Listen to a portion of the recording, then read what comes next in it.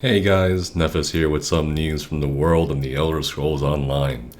This week has started off very interestingly for the ESO community, firstly with an incremental patch on Monday that addressed a few fixes, including one that made a lot of people angry, which was the beloved bug of being able to swap skills out while you're stuck in combat, provided you're not healing, damaging, or being damaged during a fight.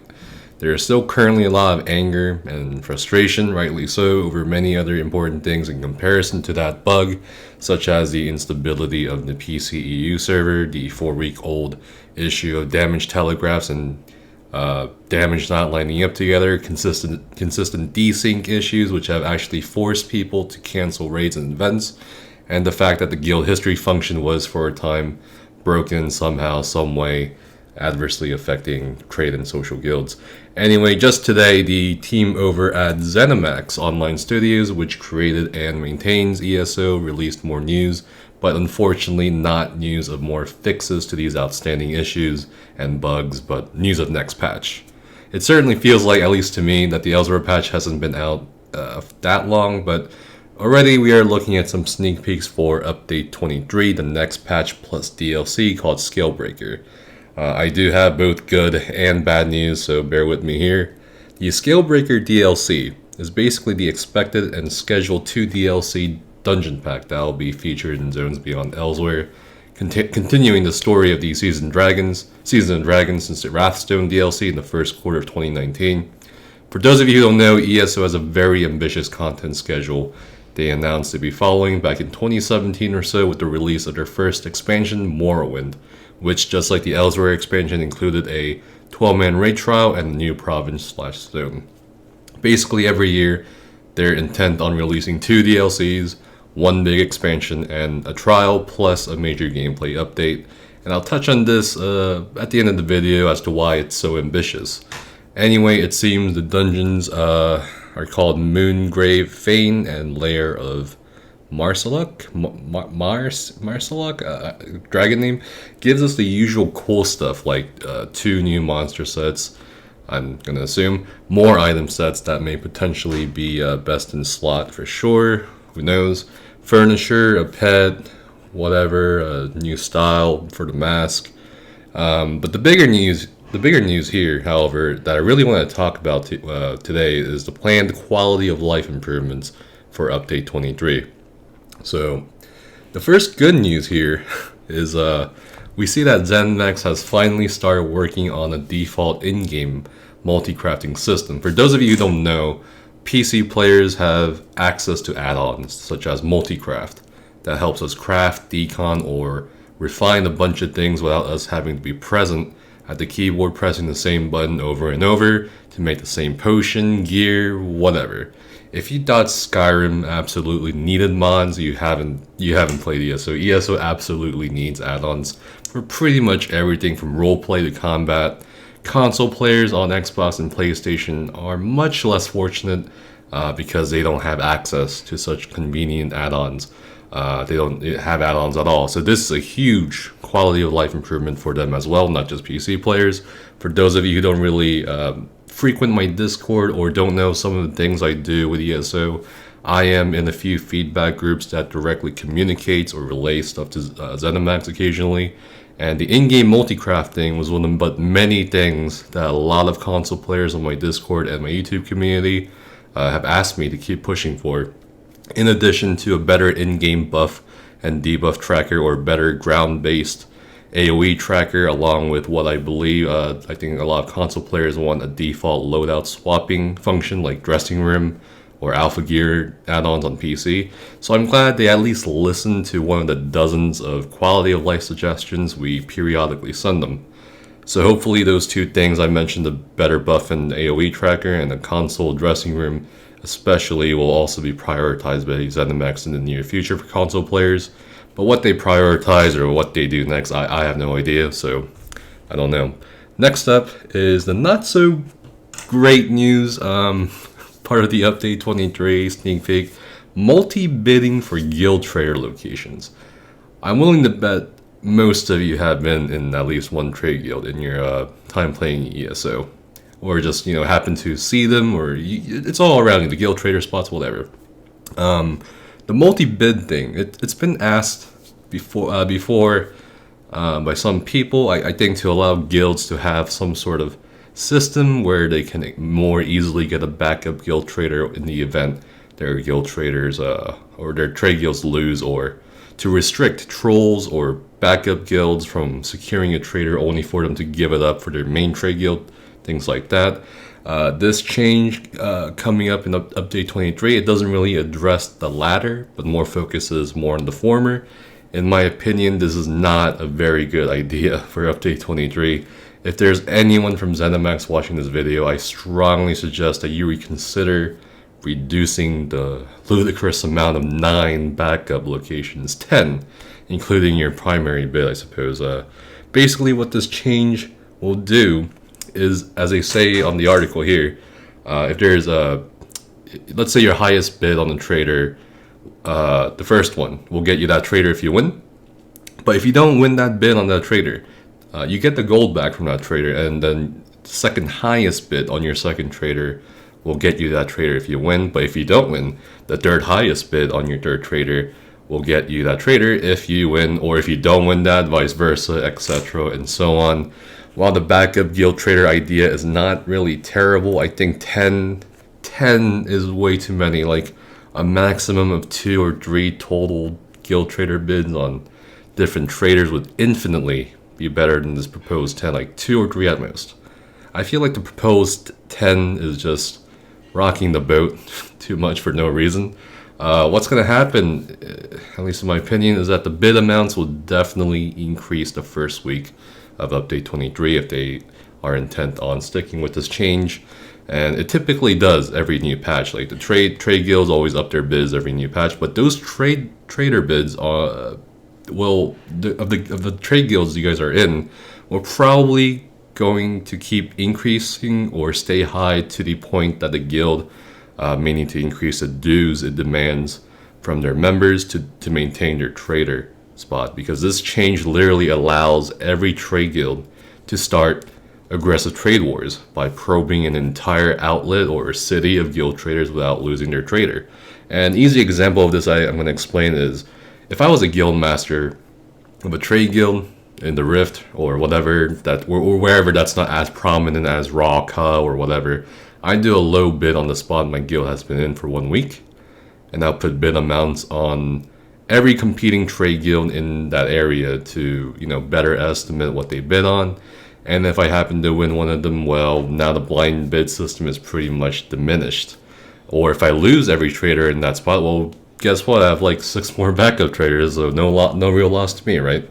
And, TamrielTradeCenter.com and the add-ons will help people find my trader anyway, so who knows? The guesstimating of how much a trader goes for, or how much the other trade guild is putting down every week, is 90% gone with this update 23 change. The current system right now, the current system that's been in place for the past 4 years or so, is a blind bid system. Not a lot of people know this, because not a lot of people are trade GMs or officers who invest a lot of their time actually into making sure everything from raffles to trader bids go well. Right now you can only bid on 1 trader per week. You cannot move the bid to a different one once you bid on that trader. You can only increase the bid or not increase it. And at the same time, you have absolutely no idea how many guilds are going after that trader as well, or how much they bid on that trader. There's tremendous risk as of now when you decide to move from your trader or go for a different one or try to grab someone else's. You risk losing a trader for your trade or whatever guild potentially for at least 1 week, because the week after it could be vastly different. You don't know. With this update 23 change, there's no risk anymore. It's literally just a system where you get all your gold back from the traders you lost on, and you keep one. And 1 out of 10 chance, I'll take that chances any day. You can argue, yes, this is potentially great for the not so rich guilds to play this smart, or that the big guilds will always go all out on the same trader anyway. But at the same time, you're gonna see an increase in needless competition across the board, whether it's intended or not, and then add the complicated factor of being able to buy gold legally now. within the terms of service by purchasing Crown Store items from other players, or by selling Crown Store items to other players, and you get a potential shitstorm for guild in update 23. I would say this change only helps the larger guilds more than it does the smaller ones for sure. So if you are like in a small guild or something, then this is probably a bit more of a detriment than it is for you in a large guild, because larger guilds typically can have more gold to spend. So, and you're not required to spend on every of the 10 trader locations, but you need the gold to bid on more spots anyway. Basically how it works is it will draw from your guild bank balance and leave it there until it's lost or won. So it's not just a matter of, oh hey, you have more chances of winning. It's more a matter of, oh, if you have the gold, you have more chances of winning. So yeah, I don't know. Maybe it's too early for me to draw all these conclusions before I can see how this system will function on the Scalebreaker PTS. Maybe there will be certain restrictions or something. I don't know. I have no idea. Lastly, the update to the Undaunted keys and rewards is a fantastic piece of news.